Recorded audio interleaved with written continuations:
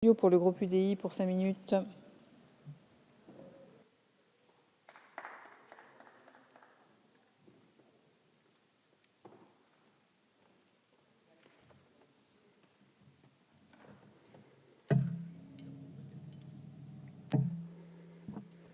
Madame la Présidente, Monsieur le Ministre, Monsieur le rapporteur, Mesdames, Messieurs les rapporteurs pour avis, mes chers collègues.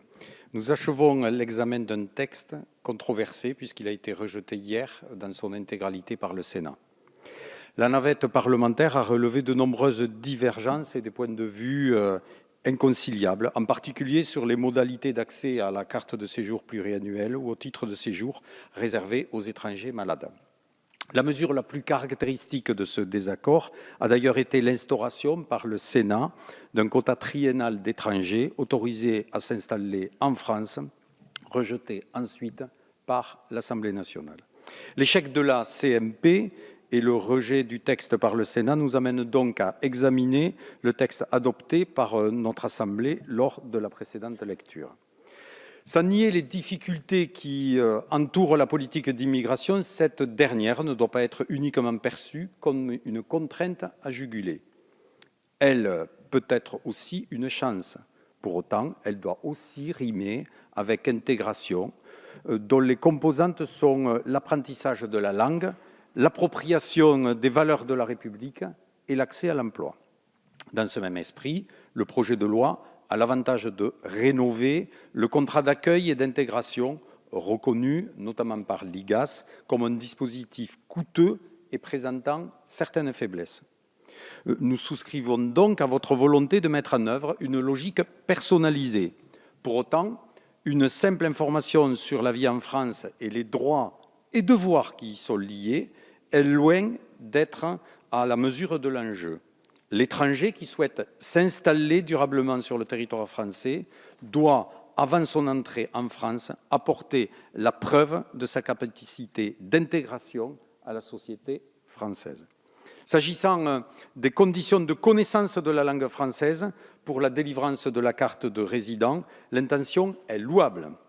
Nous regrettons néanmoins que l'exigence d'un niveau suffisant ne figure plus dans le texte actuel. Quant à la carte de séjour pluriannuelle, nous craignons l'aspect quasi automatique de délivrance que prévoit le projet de loi.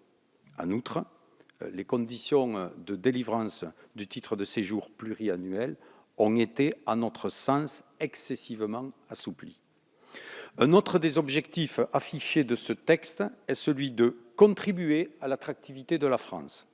Dans un contexte de mondialisation, nous devons faire en sorte d'attirer les meilleurs talents, les étudiants, les artistes prometteurs qui représentent de véritables atouts pour un pays.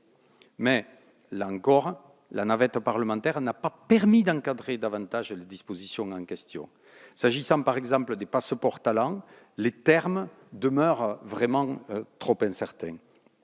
En outre, certaines dispositions de ce texte pourraient avoir pour effet néfaste de favoriser, si ce n'est tout au moins de contribuer à la fraude.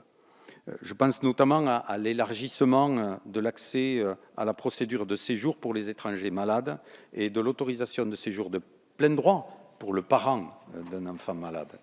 Enfin, vous souhaitiez privilégier l'assignation à la résidence et faire du placement en rétention une exception. Il ne s'agit en rien d'une mesure permettant d'améliorer la lutte contre l'immigration irrégulière. Au-delà de ces éléments, et j'allais dire, par rapport à un propos peut-être plus personnel, moi je voudrais dire combien, somme toute, il me paraîtrait important d'aborder ces questions de manière les plus dépassionnée possible. Parce que c'est un enjeu important. J'allais dire, bonne partie de notre pays nous regarde, je veux dire, par rapport à ces textes. La jeunesse française est particulièrement sensible, je veux dire, pour ces questions. Et il me paraît essentiel et fondamental d'essayer autant que possible, et même si beaucoup de choses ne contribuent pas à cela, de ne pas en faire un enjeu de trop partisan et de trop clivant.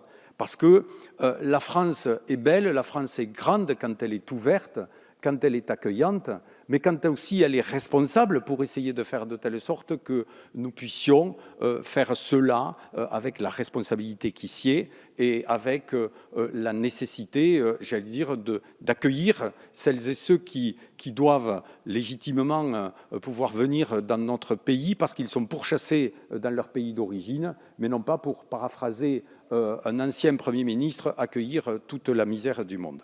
Alors, ce projet de loi, s'il est ambitieux sur le plan de l'intégration, de la clarification des procédures et de la simplification des parcours, l'est beaucoup moins sur le plan de la maîtrise des flux et de la lutte contre l'immigration irrégulière.